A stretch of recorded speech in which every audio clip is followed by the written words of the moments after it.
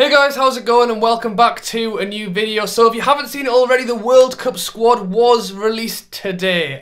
So I thought I'd make a quick video, don't want to go on about it too long, to basically let you guys know who was in, who didn't make it. If you're a Newcastle fan like I am, spoiler alert, Shelvey did not make it into the squad. Lascelles didn't make it either. And before actually we get onto this video, I will post a link to the video that England posted to reveal the squad. I know I've done probably some cringy things on this channel before, but that was hard to watch. Don't think it was necessary, but I'll post that in the description. But yeah, let's get on to the team. So in goal, we've brought three goalkeepers. We have Butland, Pickford, and Nick Pope. So straight away you realise that Joe Hart has been missed out.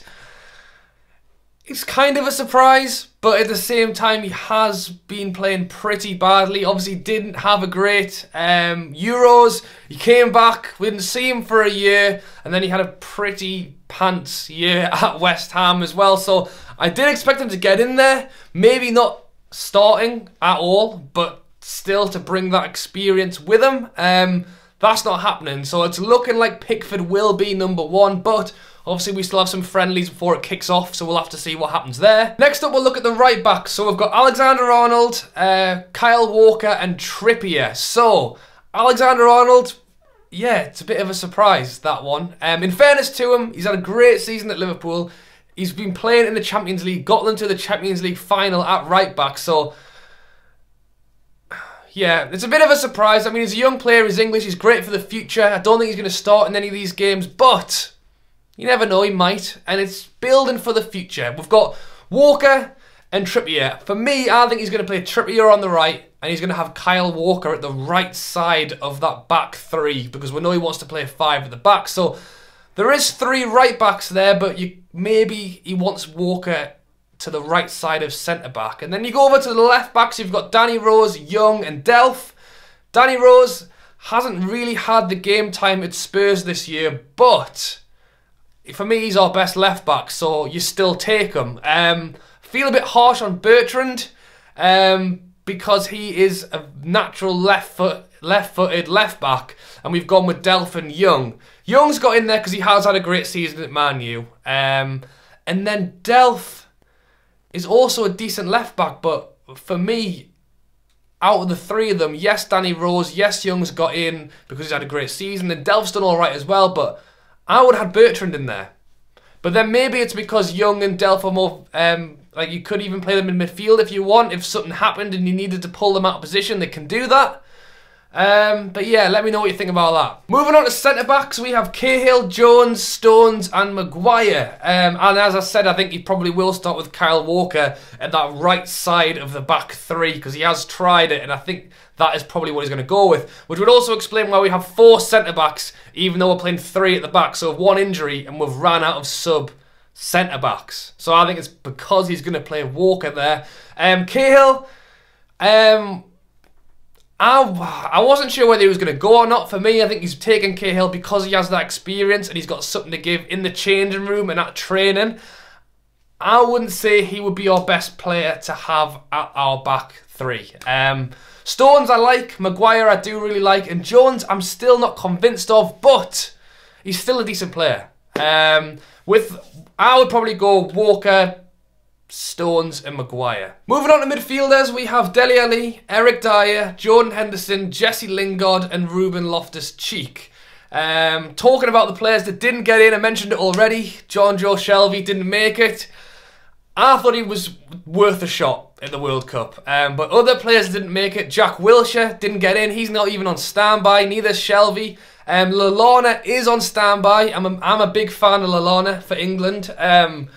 But he's been unfit, and you can see why he's just missed out. When you're looking at our midfield, you're really looking at Henderson and Dyer sitting, and then Dele Alli in front, and then presumably Harry Kane up top, and then probably Sterling or Vardy behind, or something along those lines.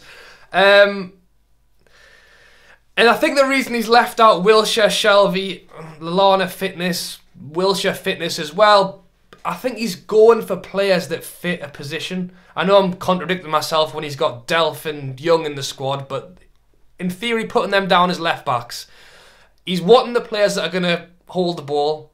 Eric, Dyer, Henderson, and Loftus-Cheek sitting are the more holders. And then you've got Dele Alli, Lingard is the more link between the strikers and the midfielders. And Jack Wilshere and Shelvey are the kind of players that can mix things up. And especially when we're playing against teams that maybe aren't attacking us as much, you don't just want Eric Dyer and Jordan Henderson. That is a great time where you'd have one of them, Shelvey or Jack Wilshere, but he has just stuck with his very regimented formation plan and the players to fit his plan. So although Jack Wilshere and Shelvey don't really fit that, they could very much make a difference in the game when they're needed. But Southgate's decided that that isn't the way he wants to do it. So he's got him with a game plan, which I like.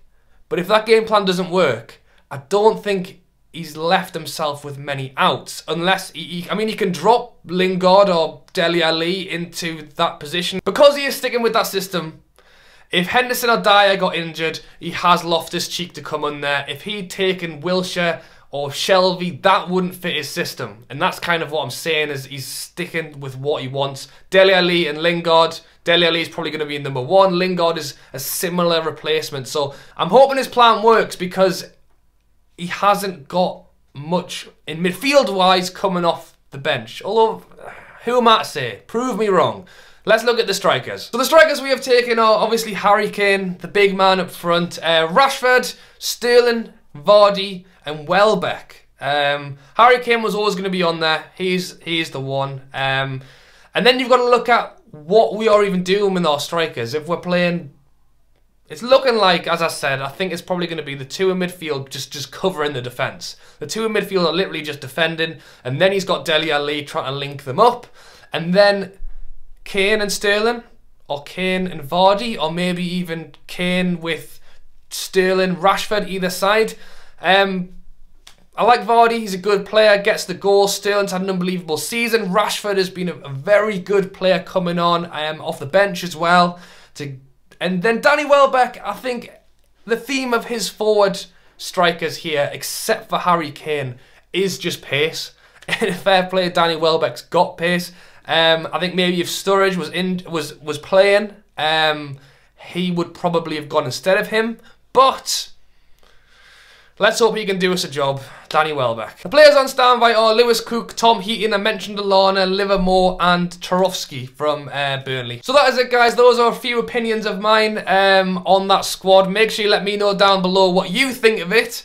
I've said this was going to be a short video. I feel like I've rambled on forever, but yeah, the World Cup's around the corner. We've got friendlies even sooner, and yeah. Gareth Southgate, a man with a plan. Let's hope he can do something with this squad this year. Alright guys, thank you for watching. Catch you later.